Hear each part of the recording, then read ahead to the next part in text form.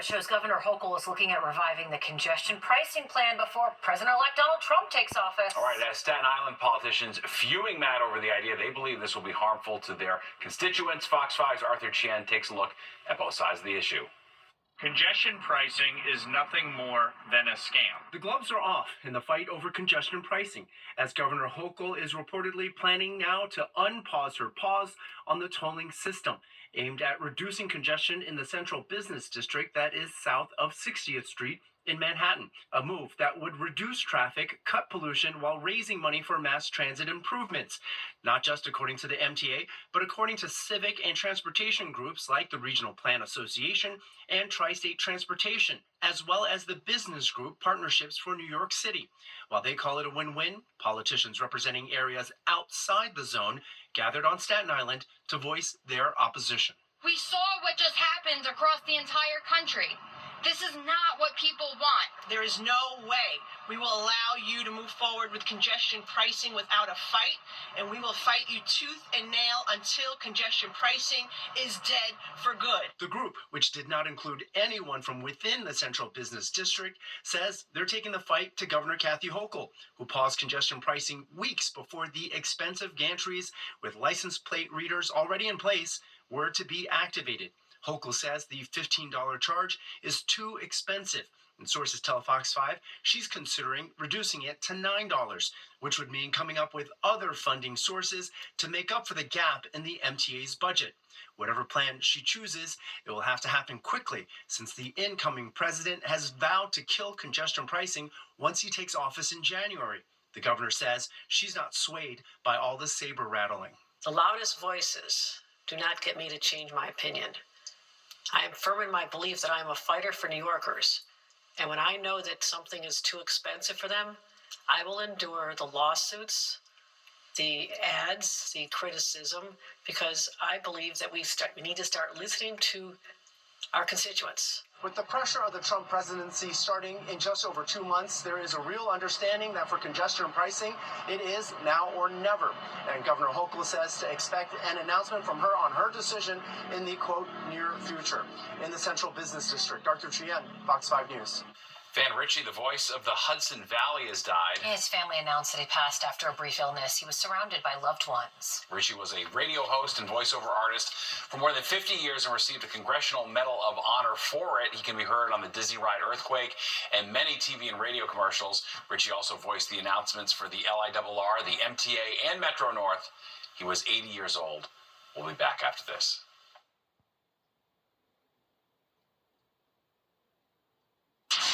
The news on Fox 5.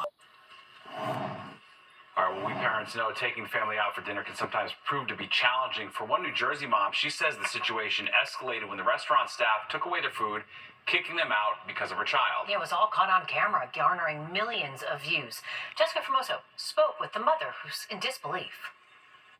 I was completely baffled. I was like, I cannot believe this is happening, and I was in complete shock.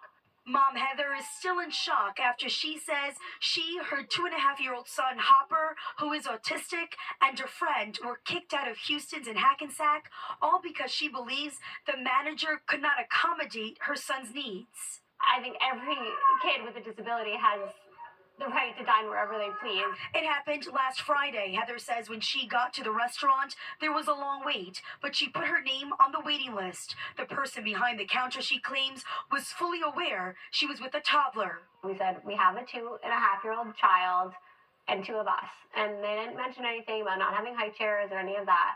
Once they were seated, she asked the waiter for a high chair, but was told they have none. And I said, okay, can I bring his stroller over? You know, he needs to be strapped in. He has a disability, and like he can't really sit in a restaurant unless he's strapped in. And you know, they said no, and I said, okay, can I please speak to the manager? She says Hopper got fussy, but she was able to get him to settle down. In the meantime, they placed the order. The food, she says, came out right away. At the same time, so did the manager, and that's when this happened. Actually, I'm going to cut this short tonight. I'm sorry, but we won't be serving it tonight, all right? I appreciate it. Have a good night. The video going viral with more than 15 million views. It was just extremely hard to see that happen to my son. And, you know, he was recently diagnosed, so I haven't really even fully processed it yet. So it was kind of my first time to, like, advocate for him. Houston's is part of the Hillstone Restaurant Group. On its website, it reads, "Our restaurants are generally not the best environment for young children. We welcome families, but we ask parents to keep children at the table and convocal infants or youngsters outside of the dining room. We do not offer child seating, nor do we allow strollers in the dining room." If you would have known, would you even go there? If I knew they weren't going to have high chairs, no. But I know he has to be in a high chair. I wouldn't know. Heather is still waiting for an apology. We reached out to Houston's for a comment, but they referred us to guest services. We contacted them, but are still waiting to hear back. In New Jersey, I'm Jessica Formoso, Fox 5 News. It's a tough situation. Well, a week-long search for a missing Upper West Side man has a family turning to their neighbors for help. Are in the U.S. illegally. New York City taking another step in its war on rats and sidewalk trash. Starting today, all buildings with 1 to 9 residential units will need to place trash in rat-proof containers on the curb rather than leaving the bags out by themselves. It's the first time in 50 years that trash won't simply be left on streets for pickup. Sanitation Commissioner Jessica Tisch spoke about the new rules on Good Day New York this morning. It's part of our war on the black bags. They look gross, they smell gross, and they serve as the all-night, all-you-can-eat buffet for rats. With these rules that are going in effect today, in the past year, we have containerized 70% of all trash in New York City. Those who have yet to purchase these new containers have until January 2nd before the city will start handing out fines. A moving ceremony was held in Queens this morning to remember the victims of Flight 587. 260 passengers and crew members died when the flight to the Dominican Republic crashed in Belle Harbor 23 years ago. 5 people on the ground were also killed.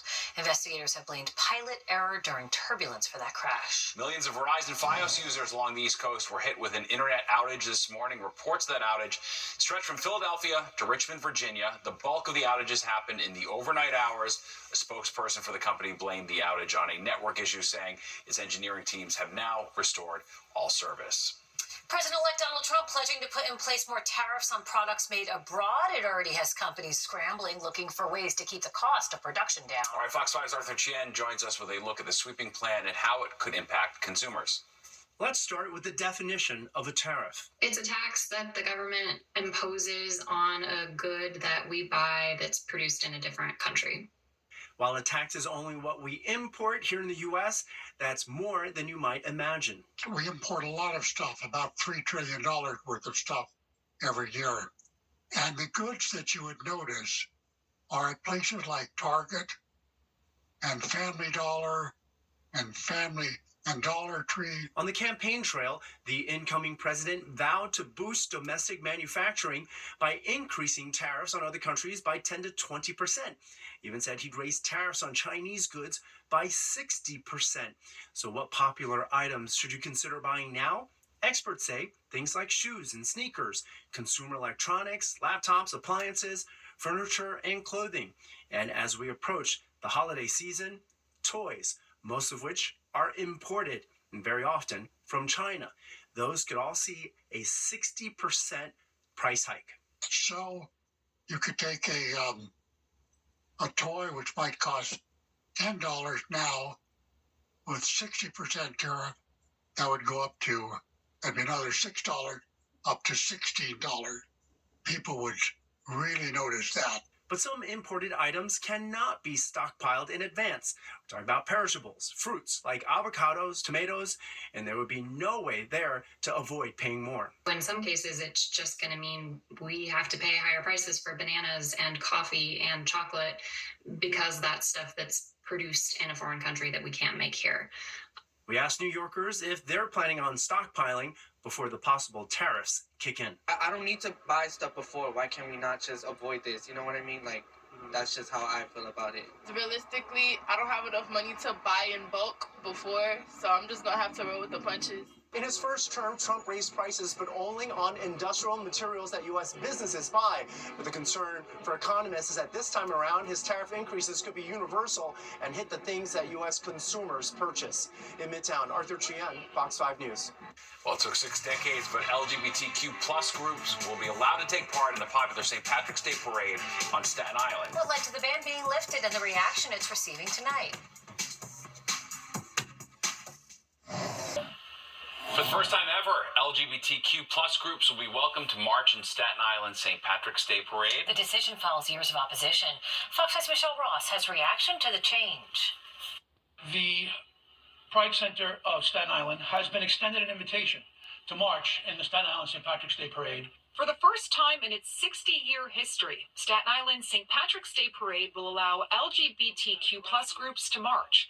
The move happens under new leadership within the parade's committee, which says it's time and wants to put an end to the controversy, which has lasted years. There are strongly held beliefs on both sides of what was a controversial issue and no longer is, in Staten Island at least. And, people feel strongly, and, not everyone is happy, but it's a joyful, vibrant day. We're moving forward. The parade has allowed gay, lesbian, and transgender individuals to walk, just not under their own banner. For years, the Pride Center of Staten Island attempted to sign up, but the application was denied. I have to say that words cannot describe how happy I am, but I can tell you one thing. I have never been so proud to be a Staten Islander as I am today. The committee is reminding participants that the focus of the parade is on St. Patrick and the history and culture of the Irish people. Councilmember David Carr has advocated for the inclusion for years. As a Staten Islander and as a gay man, I could not be more thrilled to see the annual St. Patrick's Day Parade now include the Pride Center. Now, last year, the Forest Avenue Business Improvement District held its own Staten Island parade to include the LGBTQ plus groups. Now, the committee here today says that parade will not be taking place this year, but the long-standing St. Patrick's Day Parade is all set for March 2nd, 2025. Reporting in West Brighton on Staten Island, Michelle Ross, Fox 5 News. Well, the long-standing and heavily criticized body mass index might be getting the boot. That's right. Researchers believe a new measuring standard can better determine someone's health. Fox 5's Kendall Green takes a look. Since the 1800s, we've used BMI, body mass index, as a key metric to determine how healthy we are. A formula that considers one's height and weight. Heavily criticized as flawed, since it predominantly studied white men, overlooking other cultures and their related variables. It also doesn't look at how much of a person's weight is fat, as opposed to bone or muscle. I don't even have to measure your weight to get an indication of the health of your body. But a new metric is emerging to get a better picture of how in shape we are, literally called the Body Roundness Index. Because as the term suggests, it measures how round a person's body is. You are an apple, are you a pear? We used to use those type of terms in terms of your body shape. That's going to tell me where your body fat might be distributed. And that's going to be helpful to know. While a BMI calculates a person's body fat using just two measurements, height and weight, BRI also incorporates hip and waist circumferences. You'll need an online calculator to determine your BRI, but you get a number between 1 and 20. A number above 7 is considered unhealthy and comes with similar risks associated with higher BMIs, like obesity, diabetes, increased risk for heart disease, and cancers. But since the BRI is a new metric, Dr. White is not urging us all to ditch BMI altogether. What I suggest to people is that they measure their BMI, but they also look at their BRI, and they see where the differences are. But soon, it may tip the scale, becoming more of an accurate metric we use every day. We need to do a few more studies around this, have more experience with it, but I definitely think it's going to change how we think about these definitions. Kendall Green, Fox 5 News. Interesting. All right. That is interesting. Audrey is here now with a look at the forecast. Well, the Federal Aviation Administration announcing it's going to prohibit U.S. airlines from flying to Haiti for the next 30 days. This comes after Monday's news that gangs shot a Spirit Airlines flight headed to Port-au-Prince, Haiti, from Fort Lauderdale. The bullets hit the plane when it was about to land, injuring a flight attendant. The flight diverted to the Dominican Republic. The ongoing gang violence stems from a new prime minister being sworn in after a politically tumultuous process. Well, a report has found it will cost $55 million to fix Tropicana Field. That's the home of the Tampa Bay Rays. It was seriously damaged by Hurricane Milton last month. The most costly item to replace will be the roof. It's hoped all the repairs can be finished in time for the 20 26 season. The genetic testing company 23andMe is laying off 40% of its workforce in an attempt to cut costs. More than 200 employees will be impacted. The company also doing away with its therapeutics division and plans to wind down ongoing clinical trials. 23andMe has been struggling for a while now. Last year, it suffered a high-profile data breach that affected nearly half of its customers. My Chemical Romance is back with the Black Parade tour, their career-defining rock opera album. The Black Parade was released almost 2 decades ago. Today, the band announced it will go on a 10-date North American Stadium tour next year, where they'll perform the full album. That tour kicks off in Seattle on July 11th, and they will make a stop at MetLife Stadium on August 9th. Tickets for that go on sale Friday at 10 a.m. The nominees have been announced for this year's Songwriters Hall of Fame, and they include Eminem, Boy George, Sheryl Crow, Janet Jackson, and Alanis Morissette.